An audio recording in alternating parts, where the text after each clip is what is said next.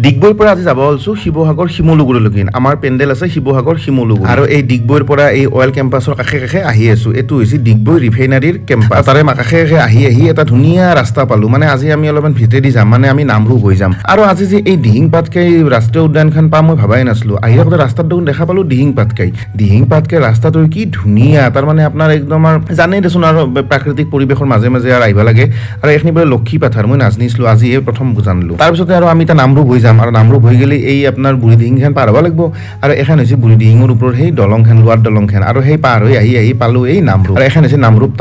নামৰূপ টাউনৰ পৰা আৰু আহি আছোঁ এতিয়া শিমলুগুৰিত দেখিন ৰাস্তাটো মাজে মাজে ভাল মাজে মাজে বয়া কিন্তু চাহ বাগানৰ মাজে মাজে বৰ ধুনীয়া লাগলাক আৰু মোৰ জাৰ্ণিটো আৰু সদায় জানেই দিয়কচোন আকলে জাৰ্ণি কেতিয়াবা কিন্তু কোনোবা লগত থাকে তথাপিতো আৰু মেক্সিমাম মোৰ আৰু আকলে জাৰ্ণি আৰু বয়াও নালাগে এটা হেবিট হৈ গৈছে আৰু মোৰ জাৰ্ণি কৰি গান শুনি ধুনীয়াকৈ আহি পাই গ'লোঁ এই শিমলুগুৰি আৰু শিমলুগুৰিত আৰু বেছি সময় ৰখা লগা নহ'ল কাৰণ তাতে আৰু হোটেলত ৰুম ঠিক ঠাক কৰি থৈ দিছিল আৰু আহিলোঁ এইটো হয়তো ব্ৰহ্মপুত্ৰ লজ আৰু ব্ৰহ্মপুত্ৰ লজটো মানে কি জানে নাই তাৰ মানে কেনে থিমত বনাইছে এই ৰুম গেলাখনৰ নাম গেলাখন চব মানে এটা নদী আৰু মোৰ ৰুমটো আছিল ছেকেণ্ড ফ্ল'ৰ প্ৰথমতে কিন্তু আৰু এই সমস্যা ছেকেণ্ড ফ্ল'ৰত মানে বস্তু উঠাওঁ তাৰপিছত আৰু কথা চথা পাতি কিনে তলৰ ৰুম এটাক লৈ আহিলোঁ মানে ফাৰ্ষ্ট ফ্ল'ৰত আহিলোঁ আৰু এইটো হৈছে মোৰ ৰুম মানে পুথিমাৰি এতিয়া মই নলবাৰীৰ মানুহ যিহেতু আৰু মানে লয়াৰ আছামৰ মানুহ মই আৰু পুথিমাৰি ৰুমটোৱে পালোঁ মিলি গ'ল কিবা এটা তাৰপিছতে আৰু এই ৰুম গেলাখন দেখছি না তাৰমানে চব নদীৰ নাম কোনোবাটো যদি আপোনাৰ কপিলি কোনোবাটো কলং তাৰমানে বিৰাট ভাল লাগছে আৰু গোটেইখিনি যাই যেনেকৈ ব্ৰহ্মপুত্ৰত লগ হৈছে সেই থিমত তাৰমানে যেন ৰুমকেইটা ধৰক বেলেগ বেলেগ নদীৰ নাম আৰু মূল নামটো হৈছে ব্ৰহ্মপুত্ৰ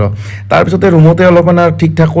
কৰি কিনে আহিলোঁ পেণ্ডেললৈকে ওলাই আহোঁতে চাহ খালোঁ ৰ'ব অলপমান আৰু গধূলি চাহ কাপ নাখালে ভাল নালাগে তাৰপিছত তাতে আৰু চিংৰা চাহ খাই কিনে আৰু পেণ্ডেলক লগিন তাৰপিছতে মোৰ এটা আৰু পাৰ্চেল এটা আহিছিল এই পাৰ্চেলটো মানে এতিয়া দেখোঁ ৰ'ব তাৰমানে কবিতাবাৰ এড্ৰেছত দিছিলোঁ আৰু কবিতাবাৰ ঘৰলৈকে আহিছিল পাৰ্চেলটো আৰু সেইটো লৈ আহিলোঁ দাঙি মানে 10 কিলো ওজনৰ কিবা এটা আহিছে আৰু এইটো আনবক্সিং কৰি দেখোঁ ৰ'ব আপোনালোকে দেখোঁ এইটো কি বস্তু আহিছে ইয়া দেখছি না তাৰমানে এইটো হৈছে ৱেট মানে অলপমান আৰু শৰীৰ চৰ্চা কৰি আছোঁ যিহেতু অলপমান দৰকাৰ হয় আৰু দিয়কচোন এগিলাখান তাৰপিছতে সেইটো আৰু আনবক্সিং কৰি আপোনালোকক দেখোঁ দিয়ক এইটো হৈছে সেই প্লেট দুখন আহিছে 5 কেজি ওজনৰ দুখন আহিছে আজি ভিডিঅ'টো এনেকৈ শেষ কৰোঁ দিয়ক আশা কৰোঁ ভিডিঅ'টো চাই ভাল লাগছে যদি ভাল লাগছে লাইক কৰিব কমেণ্ট কৰিব শ্বেয়াৰ কৰিব নাপাহৰিব ফেচবুকত চালি ফ'ল' কৰিব ইউটিউবত চালি ছাবস্ক্ৰাইব কৰি থ'ব পুনৰ নতুন ভিডিঅ'ত লগ পাম দিয়ক তেতিয়ালৈকে বাই